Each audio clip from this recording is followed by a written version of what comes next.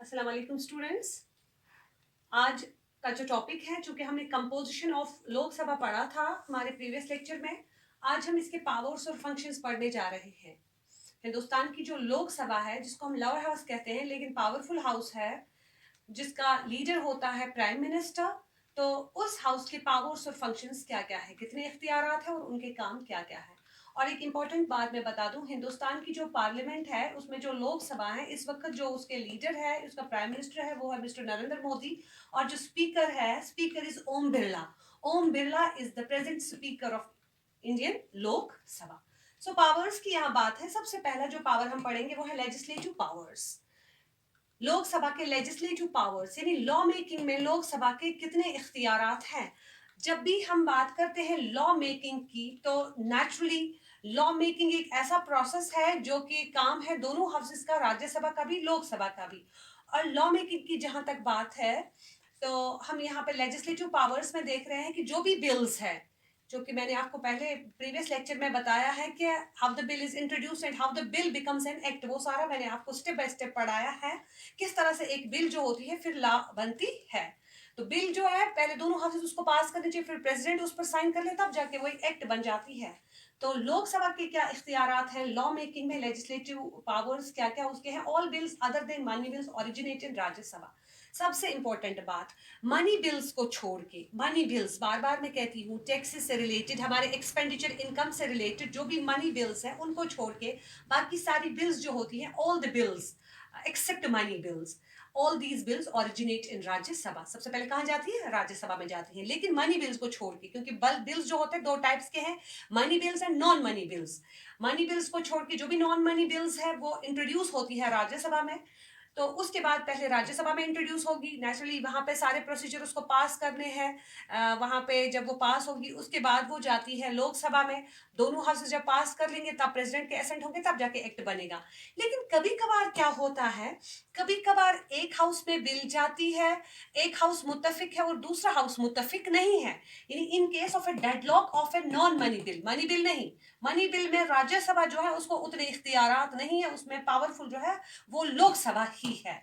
But non money bills जो भी कोई है, अगर एक हाउस ने पास की, दूसरे हाउस ने पास नहीं की, ये जो डेडलॉक हो गया, बिल पास नहीं हो रही है, बिल पड़ी है सालों से, तो बहुत टाइम से बिल पड़ी हुई है, उस वक्त क्या होगा? सबसे पहले क्या होता है, in case of a deadlock of a non money bill, both houses sit for a joint sitting where the issue is decided by a majority. वो मैं आपको बता दूं कि जब डेडलॉक होगा, एक हाउस पास करेगा, दूसरा हाउस पास नहीं करेगा। अगर फॉर एग्जाम्पल राज्यसभा में बिल इंट्रोड्यूस हो गई और राज्यसभा में नॉन मनी बिल और पास भी हो गई, तो उसके बाद उन्होंने लोकसभा में भेज दी, लेकिन लोकसभा पास नहीं कर रहा है और ज्यादा से ज्यादा लोकसभा के पास पीरियड जो है पास करने के लिए नॉन मनी बिल्स को, वो 6 महीने है।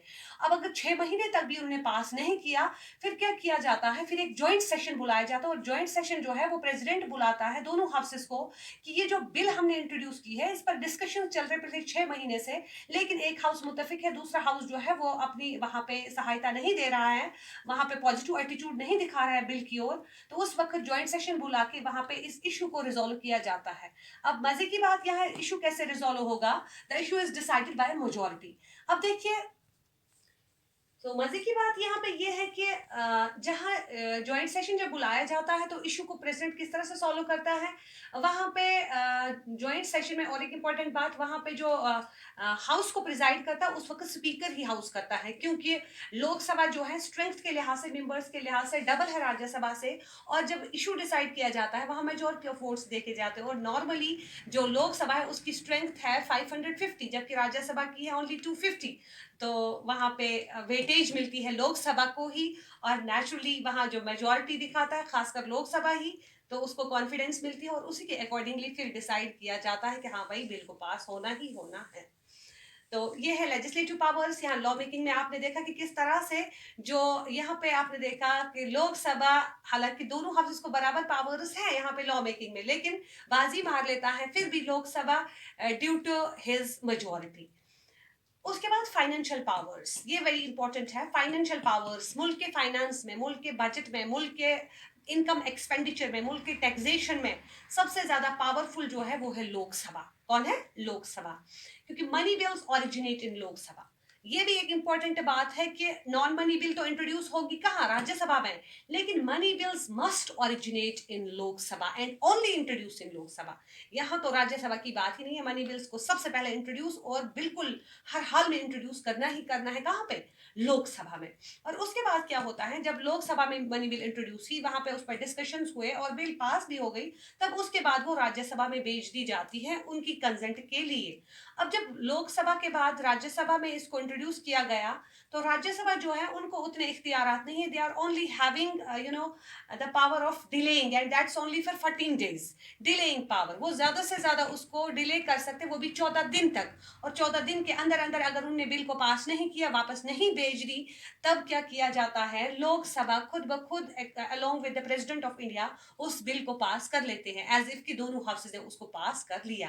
यानी यहाँ आप देखिए, चाहे वो हाँ कहे या ना कहे, अब वो अपनी इज्जत रखने के लिए हाँ ही हर बार करते हैं, क्योंकि उनको पता है अगर हम ना भी करेंगे तो हमारे ना या हाँ बोलने से कोई फर्क पड़ेगा नहीं। तो इस तरह से फाइनेंस में मुल्क का जो बजट है, मुल्क का जो इनकम एक्सपेंडिचर है, मुल्क के जो टैक्सेशन मामलात है, किस किस पर क्या टैक्स लगेगा, ये सारे मामलात जितने भी हैं, ये सॉल्व करता है लोकसभा।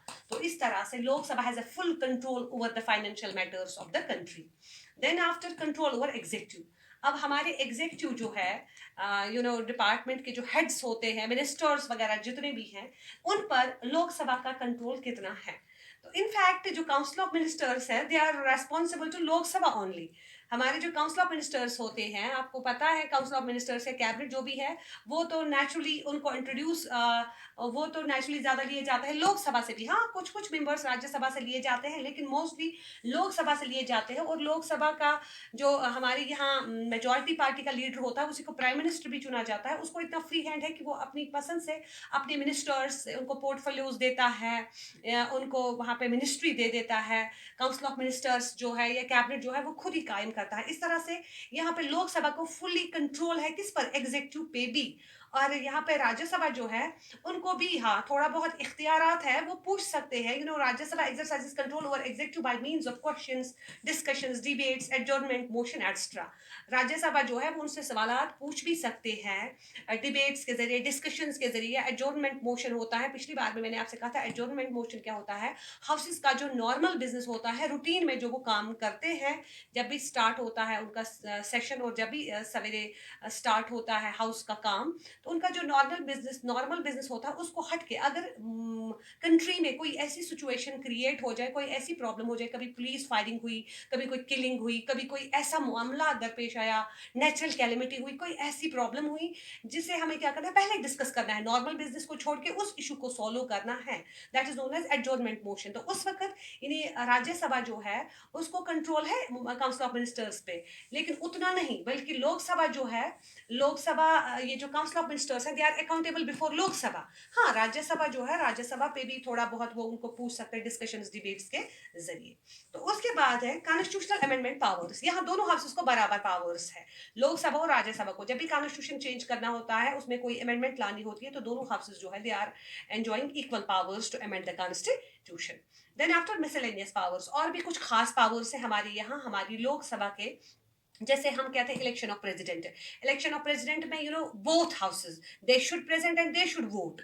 जब हम कहते हैं president is appointed by the electoral college consisting of the members of Lok Sabha, Rajya Sabha, तो इस तरह से दोनों हाउसेस को बराबर इख्तियारात है कि वो प्रेसिडेंट के इलेक्शन में हिस्सा ले ले, वाइस प्रेसिडेंट के इलेक्शन में हिस्सा ले ले, या प्रेसिडेंट की इम्पीचमेंट का मामला है, जजेस की इम्पीचमेंट का मामला है। इम्पीचमेंट में दोनों हाउसेस में 2/3 मेजोरिटी से रेजोल्यूशन पास होना चाहिए, तब जाके हम प्रेसिडेंट को या जजेस को इम्पीच कर सकते हैं, रिमूव कर सकते हैं। तो इमरजेंसीज की जहां तक बात है, इमरजेंसी नाफिज करनी है, तो उस वक्त भी यहाँ पे दोनों हाउसेस की मर्जी होनी चाहिए, पार्लियामेंट जब पास कर लेगी तभी जाके इमरजेंसी नाफिज हो सकते हैं। तो इस तरह से यहाँ पे both houses are enjoying equal powers, like in during the election of president, vice president, और whenever the matter of impeachment is in front of them, or emergencies, whenever they are going to proclamate the emergency in country, both houses they are enjoying equal powers. So ये सारा जो भी है ये powers of लोक सभा है. तो याद रखिएगा सबसे important बात जो है, बाकी सब मामलात को छोड़ के मुल्क का जो फाइनेंस है उस पर लोकसभा को ज्यादा कंट्रोल है. और दूसरी बात, मनी बिल्स जो है वो इंट्रोड्यूस लोकसभा में ही होनी चाहिए, बाकी बिल्स जो है वो राज्यसभा में इंट्रोड्यूस होनी चाहिए. ओके, अल्लाह हाफिज, आज के लिए इतना है.